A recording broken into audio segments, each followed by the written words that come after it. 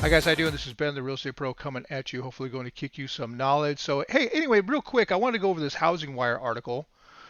Came out today. It says NAR settlement terms slated to go into effect in mid-August. So, originally, NAR's, NAR said in their settlement that they expected these different changes as far as not offering buyer's agent compensation on MLS and requiring a buyer's agent to have a written agreement with their buyer prior to touring a home.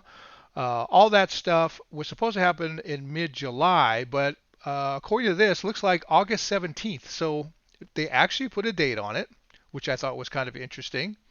Um, and now we know the date that we need to, or at least all the MLSs, all the different organizations, CAR, Arizona Association of Realtors, uh, you know, these are the entities that typically make the documents that we use in our practice of real estate. Now we know when that deadline is. It's August 17th, at least until further notice. We'll just have to wait and see. So I just thought that was interesting. So now instead of mid-July, it looks like mid-August, or at least August 17th, is when all these changes are going to go into effect. So hey guys, this is a YouTube channel called Real Estate Mindset, and it's hosted by a guy named Travis Spencer. He's a real estate agent, and I believe he had some mortgage experience as well. I don't know if he's a mortgage loan officer now or whether he was in the past, but he has a great channel. I recommend that you go and subscribe. And this particular part of his video, now he talks about Redfin CEO, housing market in recession. Uh, Definitely some good insights there as far as his takes on what's going on in the housing market right now. I don't know that I totally agree with him, but definitely check it out. But the part of the video that I want to get to is he asks a question: do real estate agents make too much? And he's actually interviewing one of his clients that are about to close escrow on a house.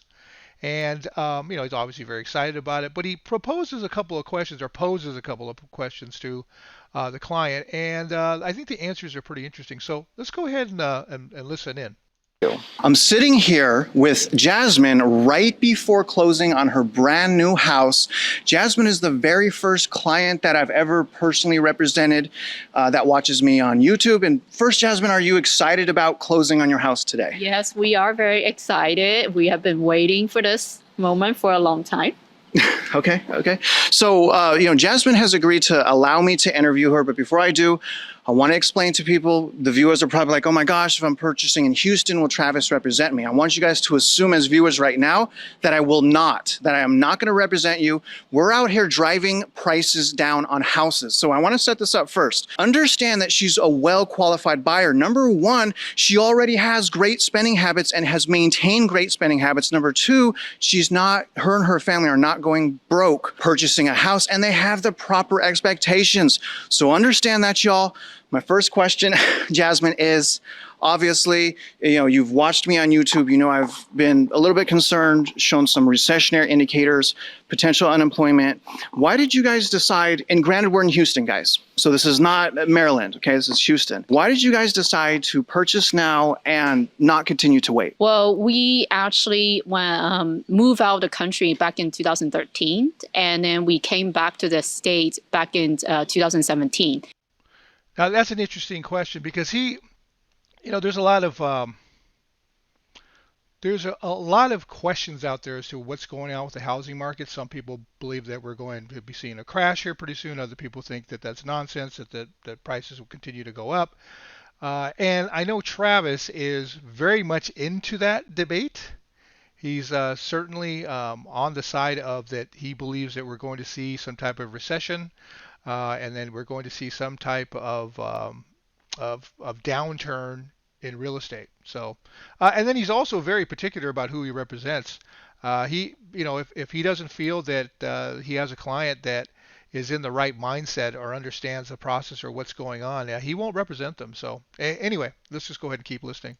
So we have actually been waiting since 2017. We've been wanting to buy when we came back, but as when we sold in 2013 and when we buy in 2017, the price is almost doubled. So we've been waiting and waiting and waiting until we're like, you know what, we've been waiting for a long time. We're in a good financial position, and we need to just feels like it's a need, the right timing for us to purchase at this point.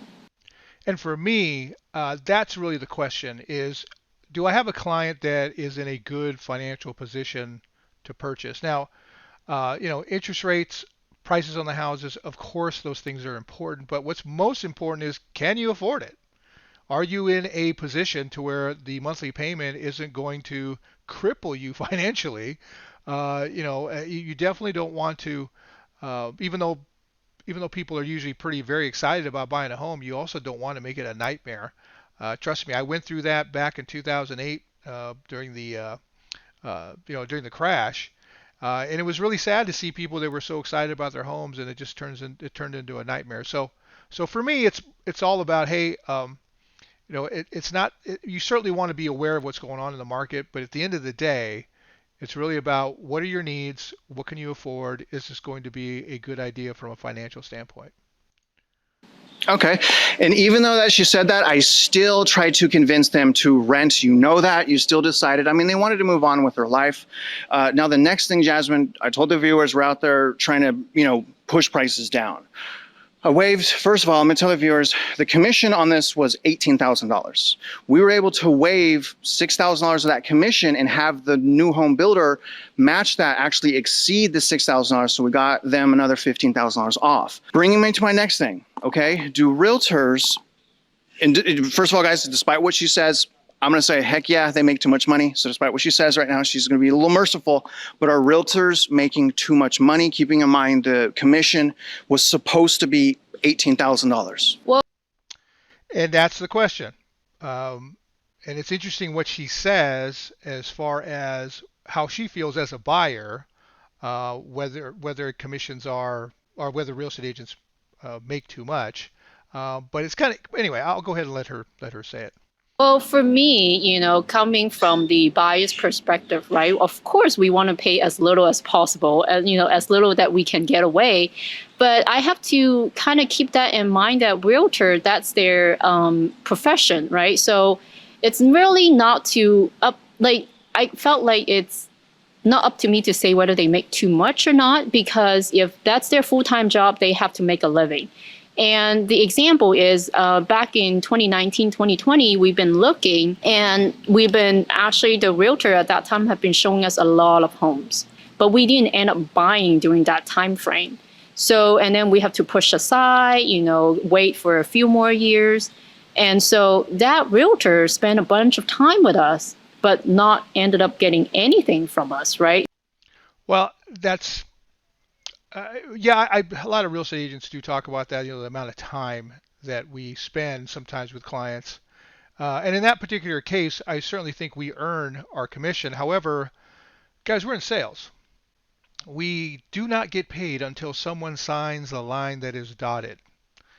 Everything else doesn't matter. It doesn't matter how much time or where you went or how many houses you showed somebody. Until they purchase a property and they're able to close escrow, we don't make any money.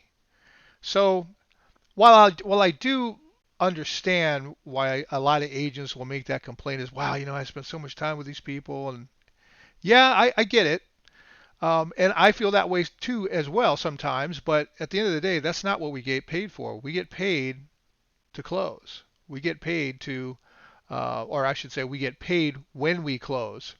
We obviously are looking out for our clients and doing our duty, but that's not necessarily how we make money. We make money by selling a home, or at least causing a home to sell.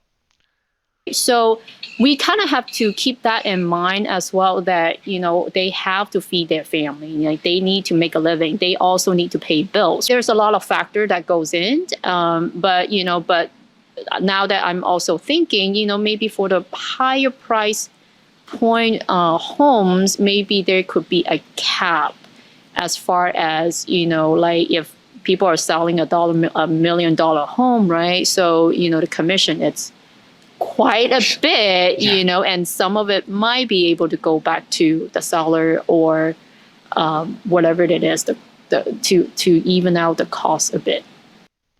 So I found that a little bit interesting, and that when she was sitting there talking about it and brainstorming and thinking a little bit, she thought maybe there should be a cap of some type. Now I don't necessarily agree that there should be a cap of any type, and I think that um, real estate agents I think get paid. I mean, you can have the position that we get paid too much, and maybe sometimes we do.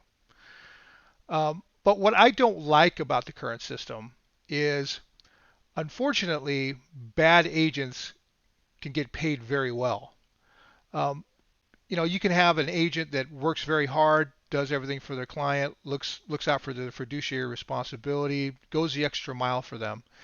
And then you can have a client that you can't ever get a hold of, doesn't have any clues to what they're doing. Maybe they work part-time, so they got a job during the day, you can't get a hold of them. They can only be contacted on the weekends or after 5 o'clock. I've actually had that where the other agent, I can't, they're not available until after 5 o'clock or on weekends. It's because they had a day job or they just didn't care. Uh, just some really, really bad agents out there sometimes. But with the current system where we have this cooperative compensation system that's still going to be around, at least in a form anyway, it unfortunately makes it to where bad agents can be paid very handsomely for really not doing their job. Um, and it's unfair to really good agents that are out there that take this seriously, take their fiduciary responsibility to their client very seriously, and they get paid the same. And maybe that shouldn't happen. Maybe bad agents shouldn't get paid as much as good agents. But unfortunately, under the current system, it just happens a little too often. And if you're an agent or if you're a loan officer like myself, you know exactly what I'm talking about. But anyways, guys, hopefully this gives you a little bit to think about. And I certainly, like I said, I certainly thought about this today and I wanted to do a video on it. Be sure to go to Real Estate Mindset and check out Travis's channel. He's got good stuff on there. Like I said, it may be a different point of view. We certainly share a lot of we share a lot of a lot of views, I guess you can say. I don't know that I agree with him on everything, but I think we would have a pretty good conversation if we ever sat down and spoke. But anyways, guys, hopefully this helps you. This has been the Real Estate Pro, and we'll talk to you next time.